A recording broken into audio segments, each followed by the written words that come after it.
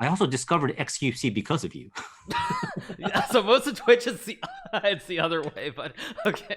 It's like so weird. It's like I just don't understand all this language, And but I found it so fascinating watching, these streams and with xQc as well.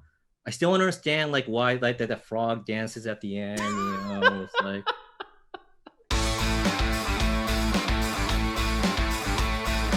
And by the way, I have to thank you for doing these streams, by the way, because I found you during like COVID times. Mhm. I didn't know what I even didn't mind, didn't know a lot Actually, about. wait. You should be white one second. Let me. No, sorry, go ahead, go ahead. No, that's okay. I'll just restart As long as long as you don't play the advanced. it.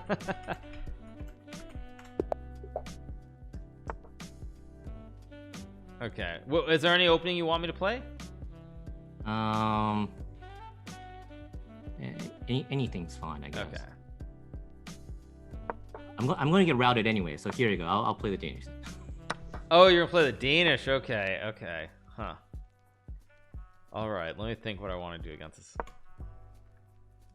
Oh yeah. So you were saying something about the stream?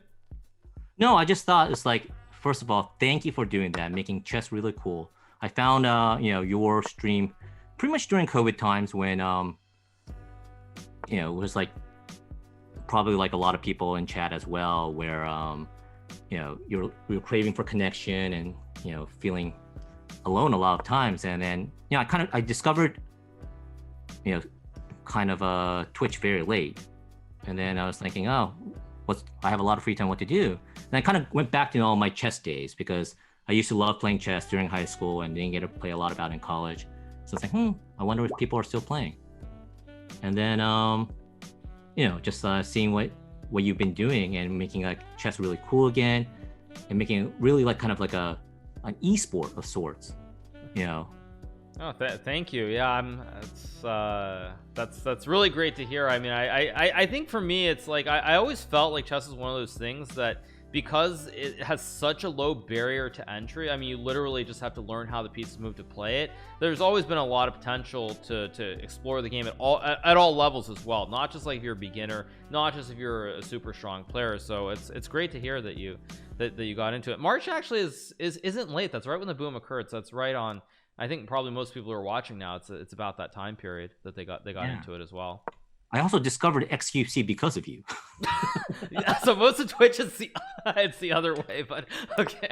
It's like so weird. It's like I just don't understand all this language, And but I found it so fascinating watching, these streams and with xQc as well.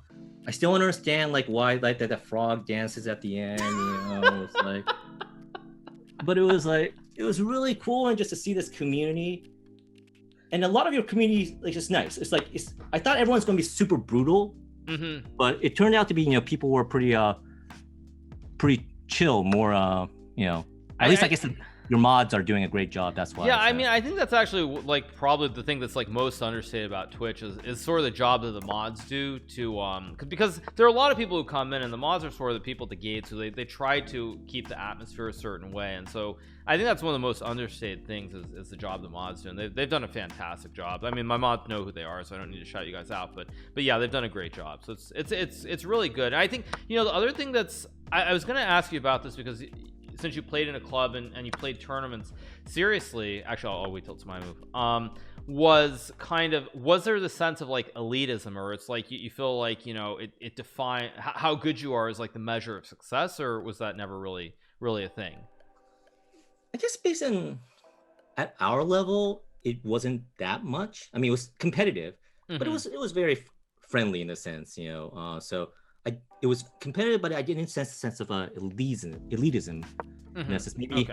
Maybe it's different now, but because I've found that's probably the hardest thing, is that there are a lot of people who play the game, but most players are very new to the game. They're mostly beginners, and so I think it's very intimidating sometimes, because if I'm saying I go in my analysis, I'm like knight d5, knight b4, knight a5, and I do all these arrows and everything. It's like, wow, this guy is like he's really smart. Like I can never be this good. I can't keep up with any of it. And I think that's one of those things with chess. It has this perception of being something where you have to be really smart to play or to be really good at it, and I've really tried to make it as broad as I can, because again, there's so many people who are just playing. It's not really about being a professional player, being the best. It's just about having fun and enjoying it.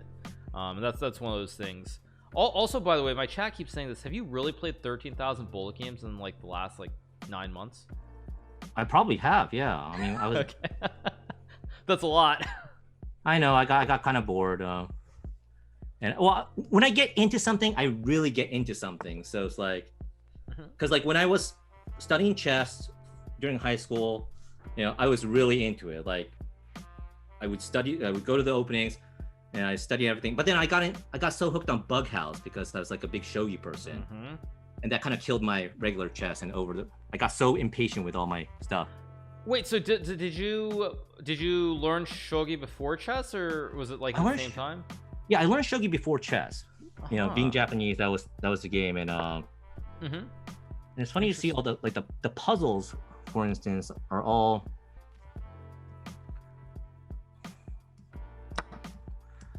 You know, the puzzles and you know, in chess, it's like making the best move.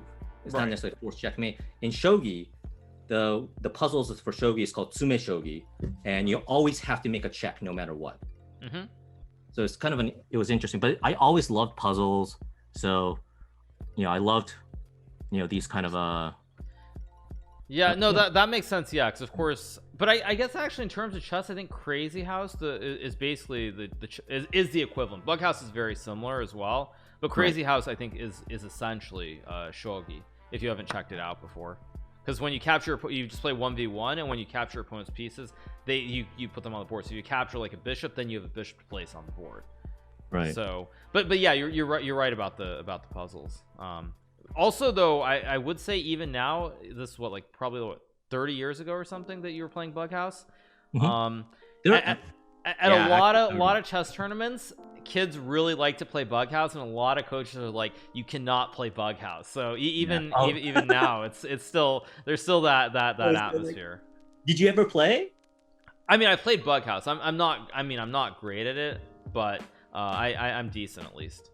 So I played a lot as a kid. Yeah, I did. That's always when you go to like the national competitions, at the end, the teams you get together and you play Bug House chess for fun.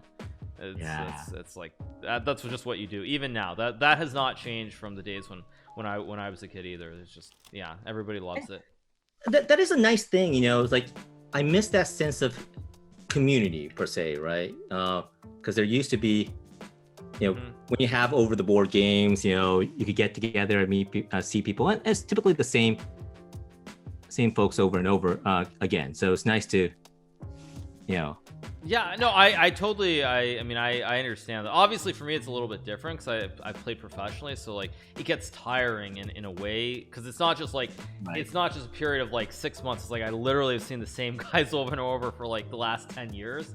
But yeah, I think there is something to be said for that. What I would say the difference though is at the top level, also it can become a little bit more boring, because since we're so good, we have so much understanding of the game, a lot of the opening strategies tend to be the same when we compete against each other. Yeah, so what do you do? Do you prepare openings based on your opponent, or do you always, like, I always have like my pet lines like that I don't defer from, but I would assume at like the top level you have to prepare multiple, or sometimes you just get bored.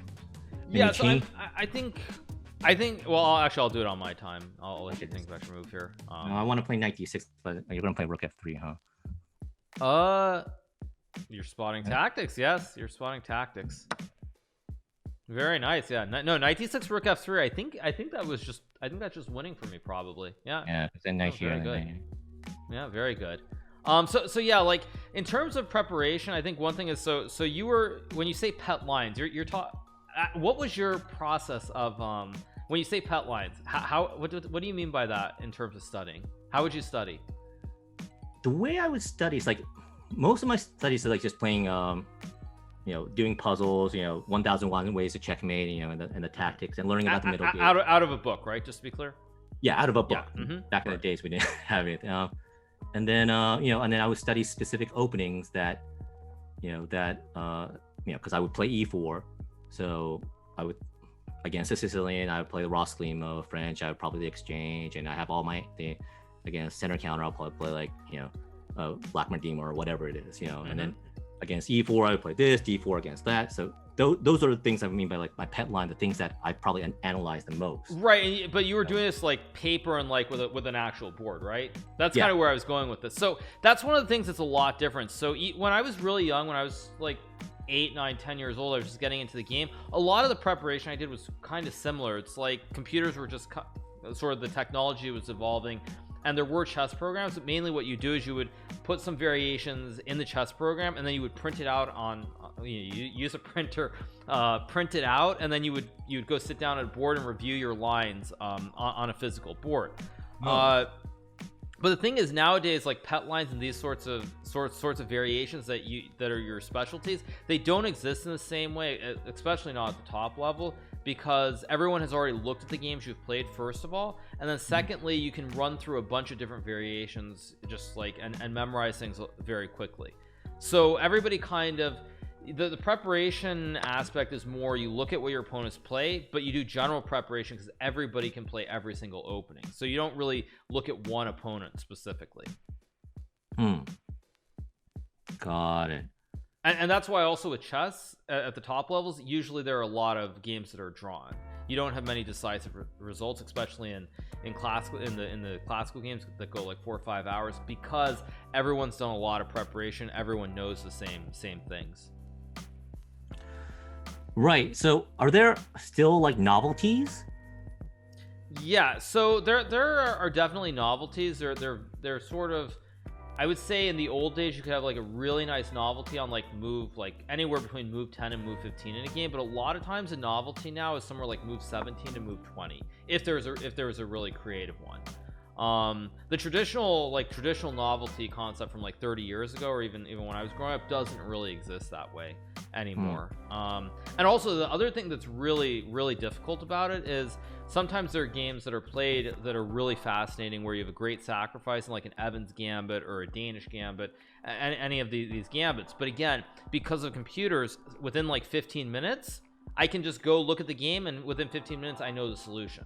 So the novelties and the originality, it's very difficult to come up with new ideas. Very hard. So is chess still evolving then? Yeah, it definitely is. But the thing what's happening now is we're looking at a lot of the games that are played between computer programs, because they keep getting better. They already surpassed humans probably about 20 years ago, but they keep improving due to neural networks and machine learning. And we're seeing them come up with concepts like, for example, pushing pawns on the A file or the H file. We see computers randomly just push a pawn up. Now, as you've played quite a bit, you'll know that normally you're not supposed to do that. You don't play on the wings, you don't play on the sides of the board, you always play in the center most of the time. And so what's happening is like we're coming up with ideas to like push pawns specifically. Like, for example, you see where your king is on G1 here, and of course you don't have bishop on G2, so it's not the fianchetto here. There are a lot of situations where a computer in the opening, it'll create the structure with like pawns on H2, G3, F2, and then with the bishop on F1, it won't go to G2. It'll just randomly move the bishop to like C4 or B5. Like, whereas we've been taught that when you push a pawn, you always put the bishop there. And then secondly, like pushing pawns on the rim. So for example, right here you can't do it, but theoretically you could play like G4 here. Now imagine that my queen was just somewhere else on the board, like on C7 or something.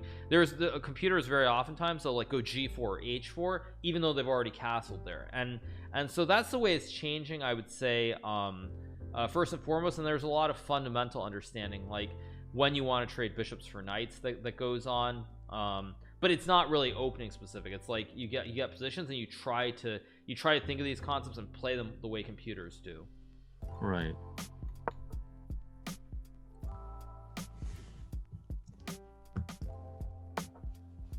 Okay, pretty good. So you are probably slightly better here if you play this correctly. If I play this correctly. Don't worry, I'll lose.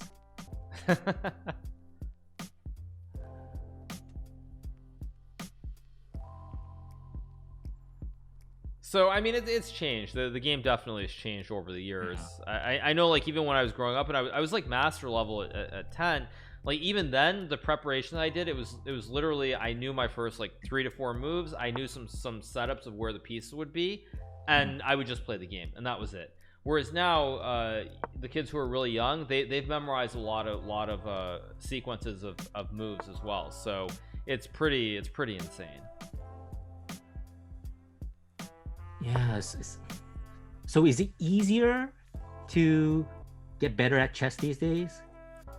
Yeah, I think so. Like in terms of because of memorization and learning openings, it is objectively easier to get better. But what gets lost in that translation is that some of the fundamentals, like in end games or in middle games, people don't know the rules. They don't learn these things because there's such a drive to memorize the opening setups.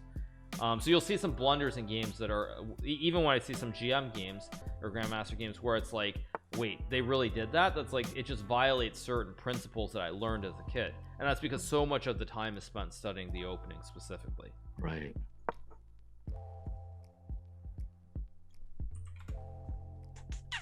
So you've been involved in anime a lot, right? That's your thing these days.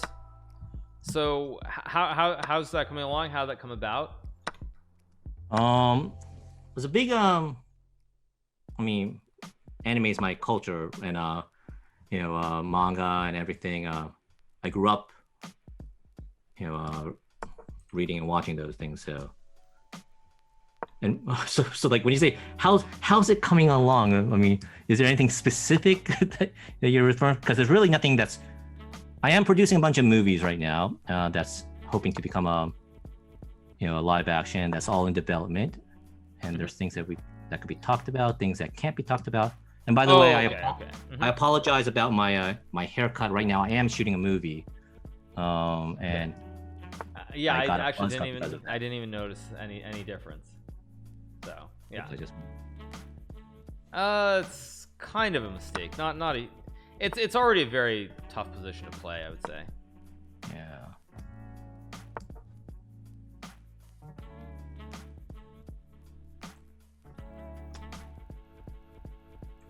Oh shit, that wasn't good, huh? That's still okay.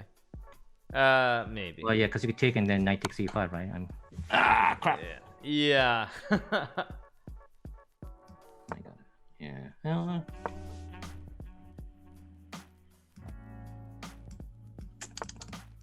Yeah.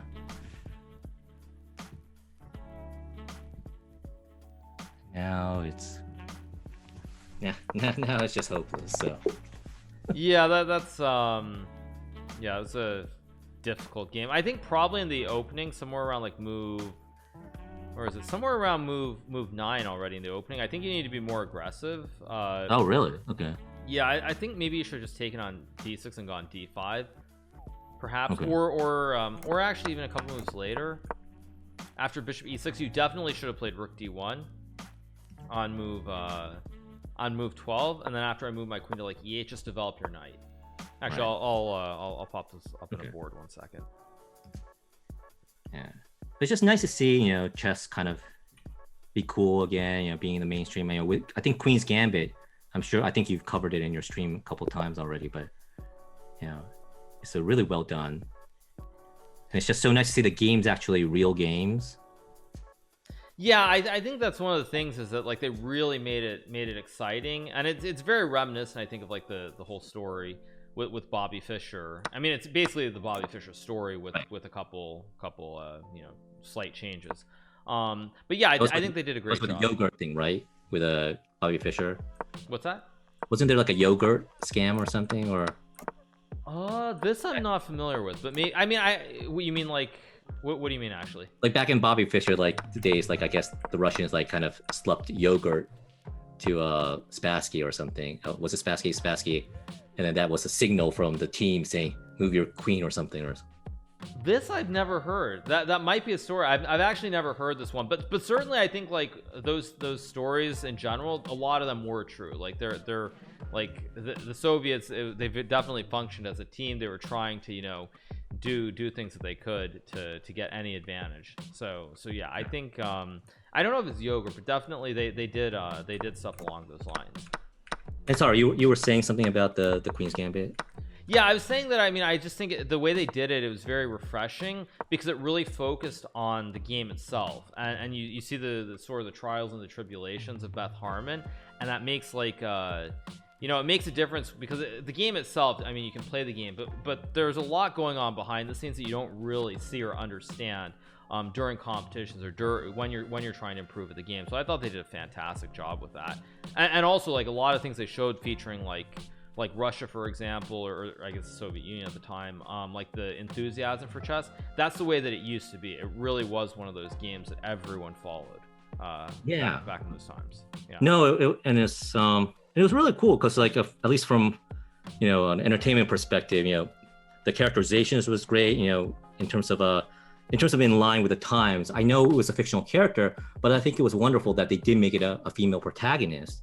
It's kind of and I think that's something that people can at least in this day and age, relate to as well and like aspire to. So I thought, taking that gender role gap and they also brought enough tension into it that made the game interesting, but also kept it as also a team play, right? Because chess is so solitary. So at the end, at the climax, they were able to bring in the team. I mean, of course you probably can't do that now with you don't have sealed moves, I would assume. No, so that's one thing that also technology changed. So there are no longer adjournments during the game of chess because, again, back in those times, without the computer being able to tell you what was going on in the game, the players had their team of people helping them who would analyze the game on a board and figure it out. Now it's like literally, if that happened and a game is paused, I can take 2 minutes, even get on my phone, and I'll know right away what's going on. Like, because computers are just that good at chess. So, but this is where culturally it's interesting because in Japan, I believe Fujite, the sealed adjournment, still occur in in shogi. So because there's a still honor system, I believe, that goes, from what I understand. Oh, so computer programs have not figured out shogi then? There are some strong shogi players, I believe, but the point is, like, even if there is, they're like there's an honor to it that because shogi is recognized as a national sport in Japan. Like the government pays you as a professional shogi player. Right. Correct. Yeah. So wait, do they do it for? They don't pay professional chess players in Europe, do they? It depends. Sometimes players get stipends from like the Olympic committees, because in some countries chess is considered a sport. So there's certainly, in some countries they get stipends, but it's not like a professional. No, it's nothing like shogi in Japan. Maybe in Russia, some players it could be considered like that, but it's not consistent across the board. It depends what country, and it still is very rare. Very rare. Yeah. No, it's just it's honor. It's just funny. Because that's definitely not something in Western culture. Like with chess, that would not exist at all. Because it's fun if you ever watch in Japan, they broadcast shogi games, right? Because as I said, it's a national sport. It's so funny because after a game is done, they'll say "Sente 46 shori 8段 shori です," and then they bow, and then they all just sit there, and it's considered impolite to be the first one to offer post-mortem. It's the loser has to offer what about this move, and then say it could have been okay, yeah, it's already very different than chess. Yeah, it's very serene, right? Versus everyone's competitive without a doubt, but they don't show the competitiveness, which is interesting culturally, because I don't know, it's not, I guess it's not considered it's considered rude to gloat, right? Because it's still I mean, even in chess, it's considered a little bit rude to gloat. But yeah, if you lose a game in chess, you're not staying and analyzing most of the time. You're getting up and leaving the room as fast as you can. It's definitely quite different. It's definitely different. It's very competitive. Because even on out in the board, right? Shogi is very and it's very chess is you see players right. And they'll slam the clock and be intimidated. Yeah, exactly. No, you're absolutely right. I was also thinking with shogi, when they play these really long matches, don't they sometimes take a break in the middle as well and get lunch? They do, and it's funny because like what they have for lunch is a big thing in the media. It's like, oh, he had katsudon, or this time he had a eel bowl, that means he's feeling confident, and they analyze what they eat as well. Wow, that's crazy. Yeah, that would never happen. Yeah, and it's fascinating because there's a lot of like mangas and animes based on shogi as well. Versus like this is like the only we haven't seen much on the chess side, and it's great. That's why I love the idea of seeing Queen's Gambit do well. Ironically, all agents in town say like a chess show will never sell. Nobody will be interested in chess. But it was just really cool to see it do well, get resonated with global audiences worldwide. So and then and bring people to like chess.com and you guys as streamers, and bring attention to chess and how it's a really fun. So back to the honor, just very briefly. Someone theoretically, like when they go eat lunch, couldn't they just go like play with it? Couldn't they go get their phone or something? They could. Okay, but everyone has honor. Everyone has honor, but I think there was a recent incident where someone did that. Oh. And then he got banned from the federation. Oh, okay. So yeah, there's just banned like forever. I think he was banned forever. His license was revoked or something like that. No, there's no seppuku, chat. It's a No, but actually I think that's an issue with chess, at least with online, is like this whole kind of honor and like whether you do things the right way and what happens if someone like cheats. What happens? Because usually in the chess world, the people get banned for a certain amount of time, and a lot of people feel that it's not harsh enough. Like the ban should just be permanent. So yeah, but interesting.